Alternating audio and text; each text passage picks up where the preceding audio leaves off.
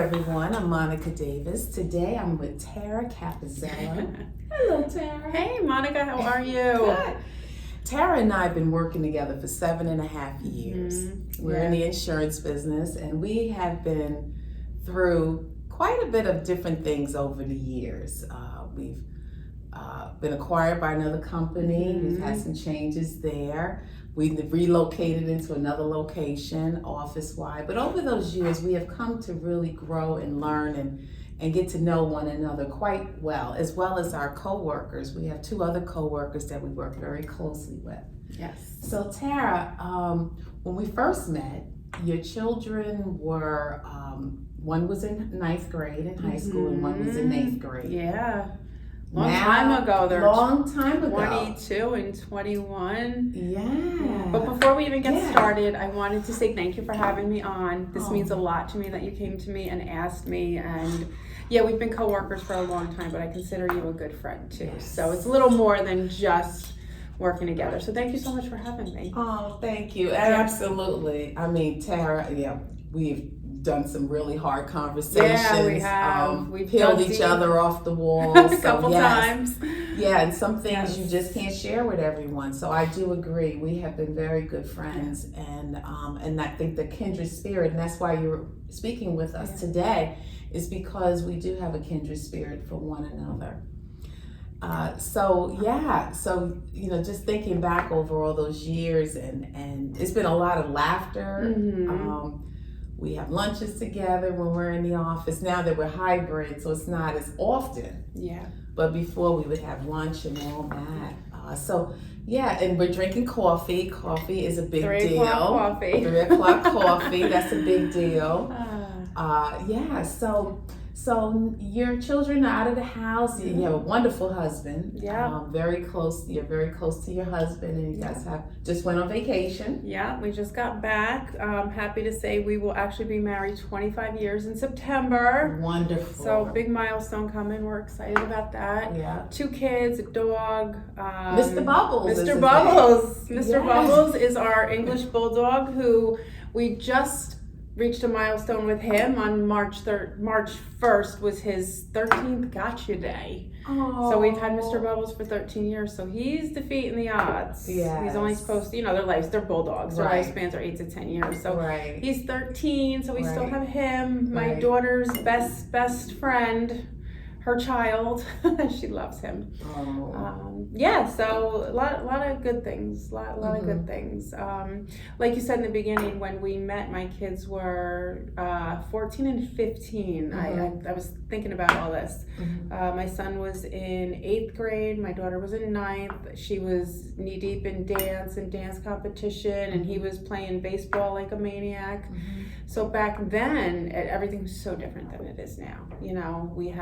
We were up to here in sports, and you probably remember on Thursdays and Fridays I'd be changing in the bathroom to pick my son up to meet him at the field to then go get my daughter, drive her to dance. It was like crazy back then.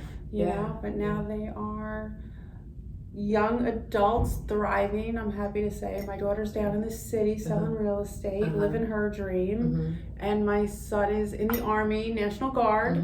So he does the 1 weekend a month, 2 weeks a year. He did have a deployment to Cuba, and now he's working in the New York State prison system as a U.S. Army soldier. So they're off on their own. They're doing well. They come home to visit, which makes me so happy. I love when they come home to visit. But we're kind of like, we are empty nesters. As much as I think that term is weird, but we are, So that really segues into, you've been doing some exciting things. You've always been a fashionista, always been into fashion and going and thrifting and sometimes you would resell, you would just kind of a side thing.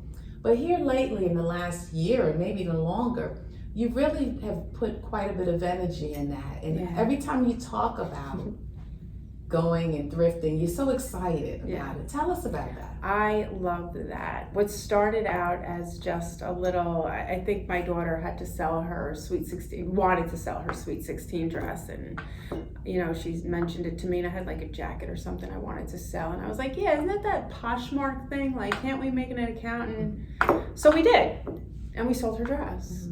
And then I sold a jacket. And then I was like, oh wow, well what else can I sell? So I went in my closet and found some other stuff, and she found some stuff, and I listed it. And she was still younger back then. She was probably 17, 18 maybe. So still, obviously home full time.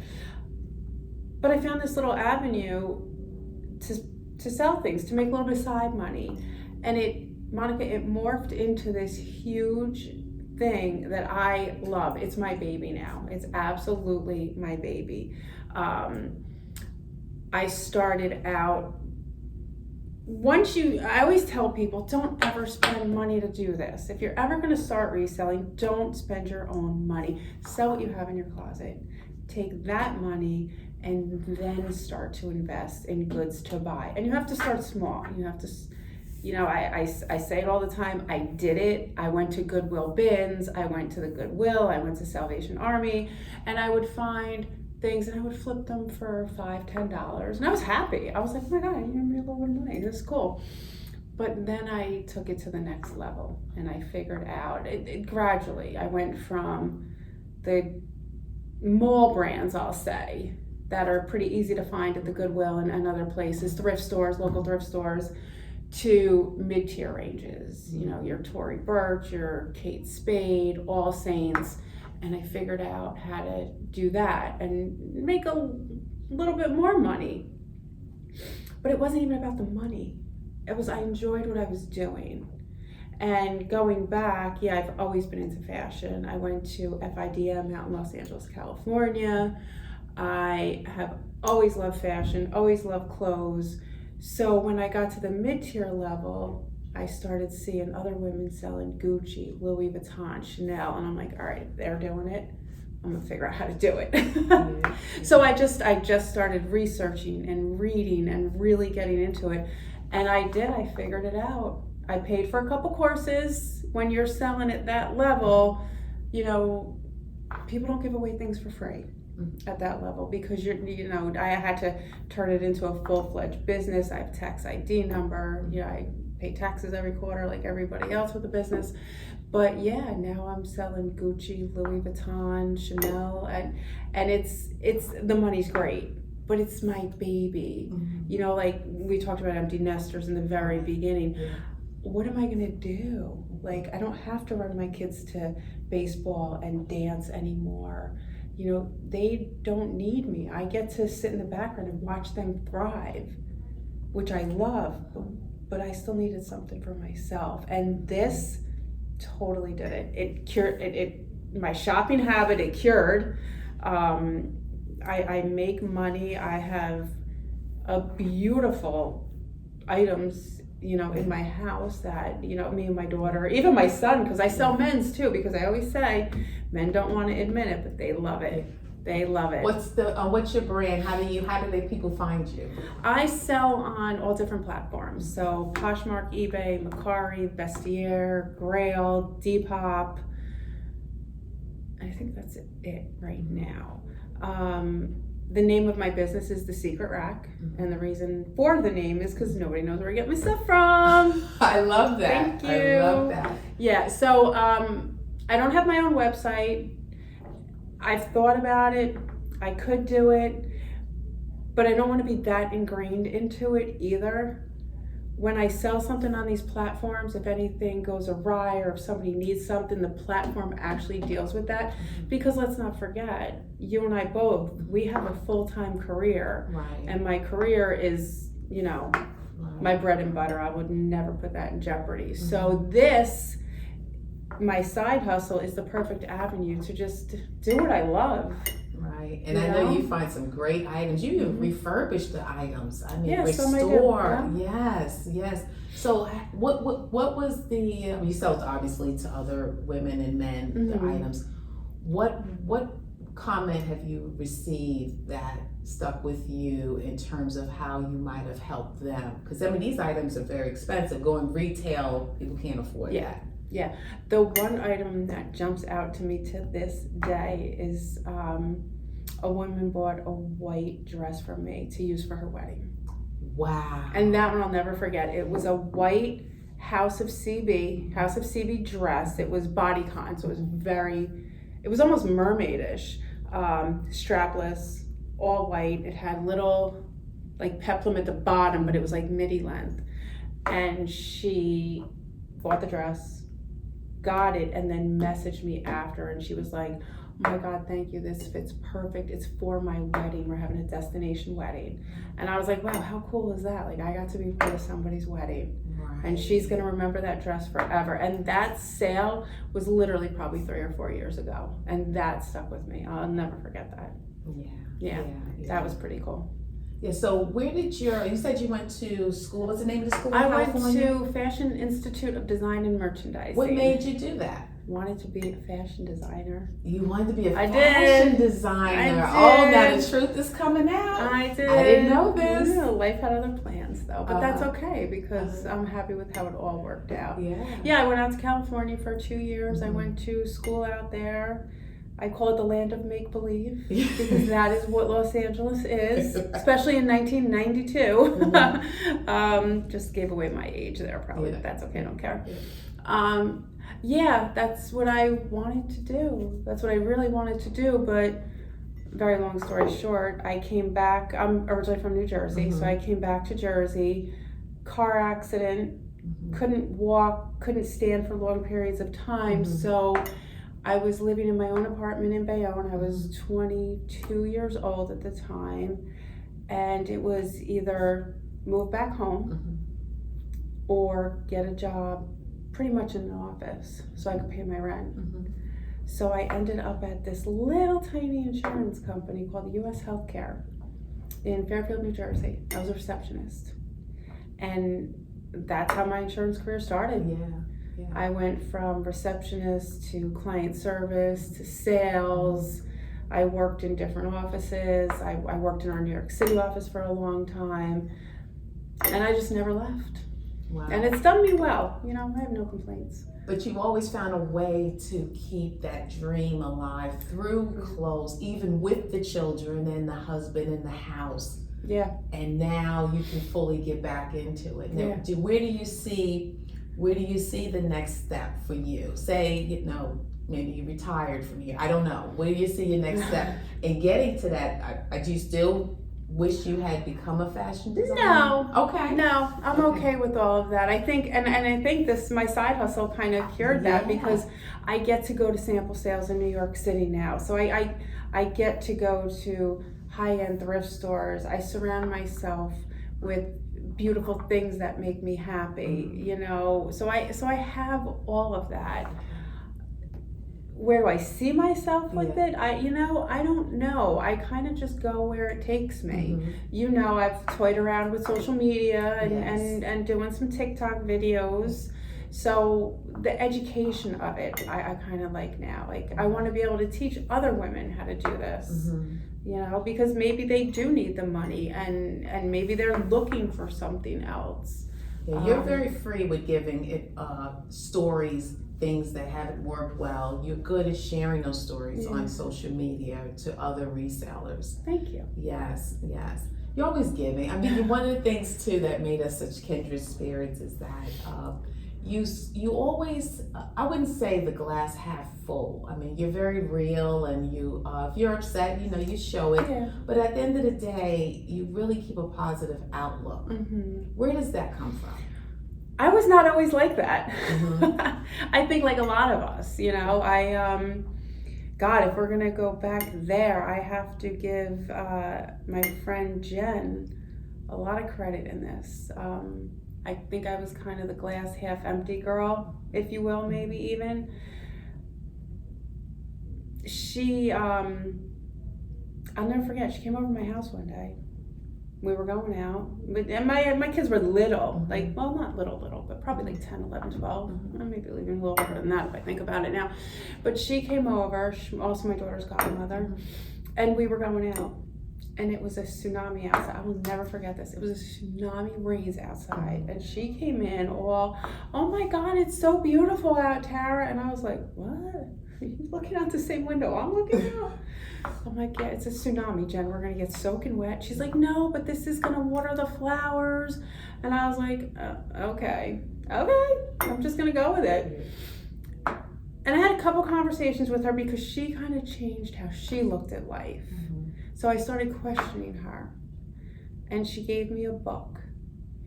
And she said, I'm telling you, read this book and it will change how you see your life. And that book was The Secret, which is all over the internet. It's everywhere. But let me tell you, Monica, that book changed my life. What was the name of the book? The Secret. Oh, The Secret. Oh, okay. Yeah, The Secret by Rhonda. Oh, I can't think of her last name. It was a B. I'm not familiar with this book. So, you've never heard of it? No. Oh, I'm gonna look for it. That book literally changed my life. Wow. It's all about manifesting and your thoughts. Because your thoughts are energy, and everything. We are energy. Our bodies, we're just fields of energy. That's right. You think bad things are going to come to you. You think good things are going to come back to you. And I told her, you know what, I'm going to read it. And I read that book from cover to cover, probably within a week. And this is with kids and baseball and dance and running all over the place. And once you know it, you can't unknow it, because it's just a whole different way to live your life.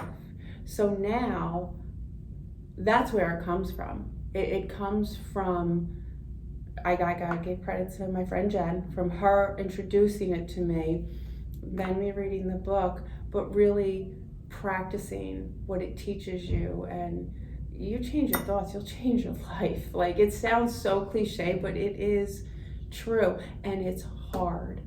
It's not an easy thing to do. Our bodies are meant to survive. Our brains are wired for survival. So that's why I think a lot of us see the worst. Like, oh my God, okay, I gotta prepare for the worst. What's gonna happen? We're always in survival mode. But if you start small and you read this book and you really practice what it tells you, it gets easier. Like, you actually have to change how you think about things. Like, I literally, I would have bad thoughts and I'd be like, oh, wait, no, I can't think that.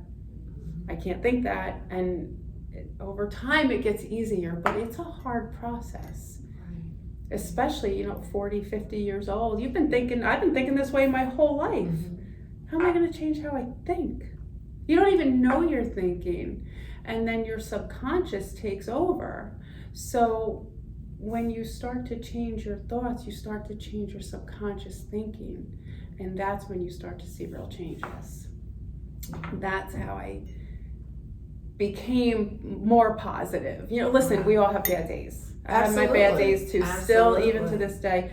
But I thank you for explaining that, because that was something that, so I can see it in practice, because that's how I've seen you over the years. You're able to step back and really just say, you know what, is it really that big a deal? Right. Let me just kind of, Yeah.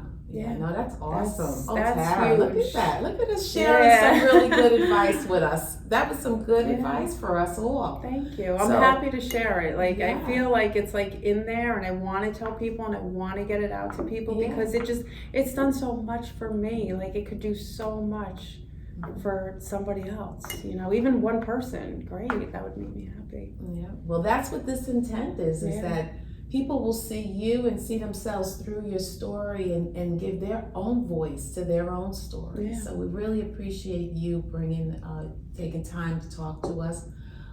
So what else I know you do a lot of other stuff. You got I know you plant. Don't you plant some flowers? Yeah, not as much anymore. I think that was I go through phases too. My husband will tell you, if I'm in, I'm all in. I'm 100% in or 100% out. Right. So I used to be, yeah, not so much anymore. You know, I kind of just take things day by day, season by season. I will always resell. I will always. I could hit the lotto for $20 million. I will still do what I do just because I love passion. it. That's passion. It's just, it's fun. I love it. Would like to travel a little bit more in the future, definitely. You know, like it kind of pretty much what other, you know, the basic things right now. But you know. So Tara, are you living the life you want? Yes. I can. I'm not 100% there, but yeah, I am. I wake up happy. I wake up looking forward to the day. You know, my husband and I have created a beautiful home. We have 2 beautiful kids that come home, which is huge to me. Yeah, I really think I have when I look at it now. Yeah.